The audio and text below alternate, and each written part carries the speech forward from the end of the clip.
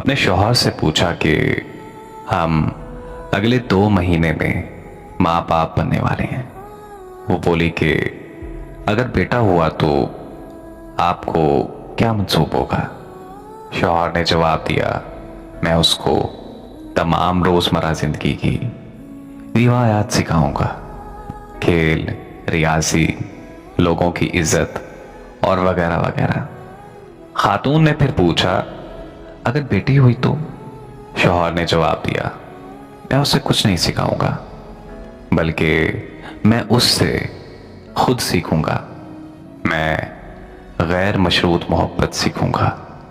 میری بیٹی یہ کوشش کرے گی کہ وہ میری پرورش اپنے ایک مخصوص زاویہ نگاہ سے کرے، بالوں کی کنگھی کرنے سے لے کر ڈریسنگ تک، ابتدائی گفتگو سے لے کر انتہائی گفتگو تک، نیز کہ وہ میرے ہر کام کو اپنی زاویہ نظر سے تربیت کرے گی۔ وہ میرے لیے دوسروں سے لڑے گی، اس کی خوشی اور غم میری طبیعت پر منحصر ہوگی۔ خاتون نے پھر پوچھا، کیا بیٹا یہ سب کچھ نہیں سکھائے گا آپ کو؟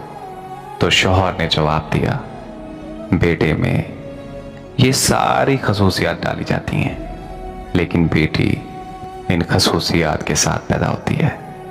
خاتون نے پھر پوچھا، لیکن بیٹی تو ہمارے ساتھ ہمیشہ نہیں رہے گی؟ تو پھر شوہر نے جواب دیا، بیٹی ہمارے ساتھ جسمانی طور پر تو نہیں رہے گی، لیکن روحانی طور پر وہ ہر لمحہ ہمارے ساتھ رہے گی۔